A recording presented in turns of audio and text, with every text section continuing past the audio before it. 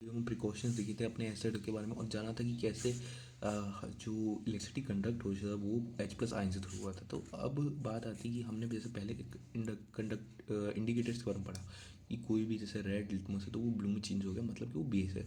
तो अगर ऐसे हम देखा जाए तो अलग अलग टाइप के कंपाउंड्स हैं, उन सब का हम लोग अलग अलग इंडिकेटर्स यूज़ करें तो एक कॉमन स्केल बनाएंगे। और जो ये स्केल है दैट इज़ फ्रॉम 0 to 14। अच्छा, जितना और बीच में आता है 7 जो है दैट इज़ रिप्रेजेंट न्यूट्रल। अगर कोई भी कंपाउंड अगर इसके टेस्ट में 7 पे आ गया तो इसका मतलब वो न्यूट्रल कंपाउंड है। और जितना ज़्यादा वो ऊ की तरफ यानी 7 से नीचे हुआ दैट मीन्स एसिडिक। और जितना भी वो 7 से ज़्यादा हुआ दैट इज़ फॉर बेसिक। तो ये जो है, जो 7 जितना ज़्यादा होगा बेसिक होगा उतना ज़्यादा अल्कली होगा, और जितना ज़्यादा वो 7 से कम होगा उतना तो वो एसिडिक होगा। ठीक है। अब जो 0 से 7 है ये क्यों होता है कि 0 से 7 का मिल गया मोर एच प्लस आयन। जितना ज़्यादा एच प्लस आयन होगा उतना उसका पीएच कम होगा, यानी कि उनसे डिक्रीजिंग में होगा। 7 से डिक्री का पीएच होगा। ठीक है, बहुत कम होगा। जैसे कि 1 2 3 जो है तो सबसे ज़्यादा 1, फिर ये 0 वैसे नहीं होता आमतौर पर, 0 2 3 4 ऐसे करके जो इंक्रीजिंग स्ट्रेंथ ऑफ एसिड है। ठीक है, जितना ज़्यादा एच प्लस देगा उतना तगड़ा एसिड होगा।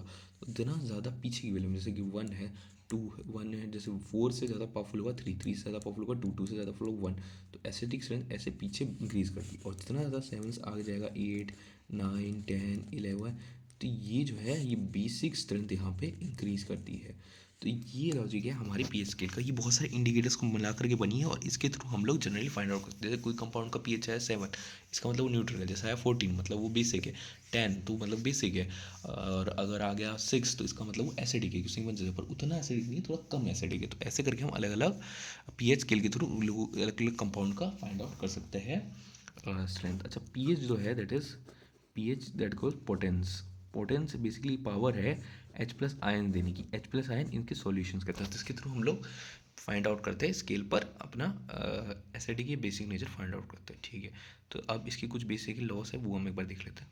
तो हियर वी आर, तो यहाँ पे हम अगला हमारा टॉपिक आ चुका है पीएच, जो हम एवरीडे लाइफ में यूज़ करते हैं। ठीक है, तो जैसे कि आपको पता होगा कि प्लांट एलिमेंट्स है वो पीएच सेंसिटिव होते हैं। हमारी जो बॉडी है वो 7 और 7.8 की ही पीएच में काम कर सकती है। ठीक है, और दूसरी बात जो रेन वाटर है वो 5.6 का होता है। 5.6 से अगर पीएच का हो गया तो उसे हम एसिडिक रेन मानेंगे। और ये जो एसिडिक रेन है जब ये गिरेगी तब ये वाटर बॉडीज़ में जाएगी, और वाटर बॉडीज़ जो होगी वो वहाँ पे जितनी भी एक्वाटिक लाइफ फॉर्म्स है उनको हार्म करेगी, और इनडायरेक्टली वहाँ के जो लिविंग ऑर्गेनिज्म उनकी डेथ हो जाएगी, उनको बहुत ज़्यादा हार्म होगा।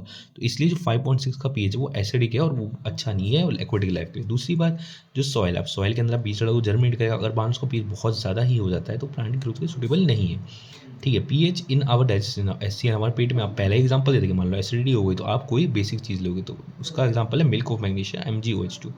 ठीक है, और दूसरी बात जो पीएच वो 2 डिके बिगड़ता है। अब देखो जो अपना एनिमल है made up of calcium hydroxide apatite, तो ये जो है कैल्शियम क्रिस्टलाइट फॉर्म है कैल्शियम फॉस्फेट का। ठीक है, ये हार्डेस्ट सब्सटेंस है जो डिसॉल्व नहीं होता पर ये कोरोड हो जाता है। जब हमारे जो माउथ का पीएच है वो 5.5 से नीचे का गिर जाता है तब वो कोरोड होना स्टार्ट हो जाता है। तो इसका सबसे बेस्ट सोल्यूशन क्या है कि जब आप खाना खाओ उसके बाद ही तुरंत ब्रश कर लो, ताकि वो जो एसिड है वो वर्क ऑन नहीं कर पाए। ठीक है, दूसरी बात जो सेल्फ डिफेंस के, जैसे हनी भी आपको अगर मधुमक्खी काटेगी तो आपको बहुत ज़्यादा पेन होगा। वो क्यों होता है कि उसके अंदर मेथोनिक एक्साइड भेज दे दीजिए जो कि बर्निंग पेन करता है। तो इसके लिए आप बेकिंग सोडा यूज़ करके उसको न्यूट्रलाइज कर दो, कि ऑब्वियसली एसिड और बेस आपको पता था न्यूट्रलाइज कर दो। उसके बाद नीटल प्लांट एक तरह का प्लांट होता है, उसके अंदर मेटिक ऑक्साइड हो, ये बहुत तेज पेन करता है। इसको बचाने के लिए आप एक प्लांट यूज़ करते हैं that is ditch plant. Ditch plant भी उसके बाजू में ही उगता है, उसका आप यूज़ करके उसको न्यूट्रलाइज कर सकते हैं। दूसरा, आप इसके बाद कई सारे नेचुरल सोर्स दे रखे हैं, जैसे कि विनेगर है तो विनेगर एसिडिक एसिड है, ऑरेंज है क्रिस्टिक एसिड, उसके बाद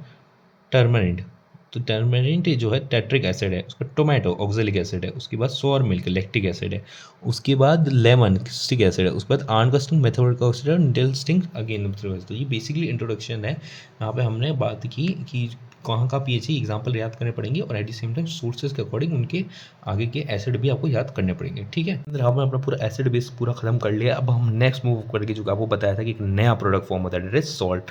तो सॉल्ट को पढ़ने आएंगे अब नेक्स्ट लेक्चर। ठीक है, तब तक के लिए बाय।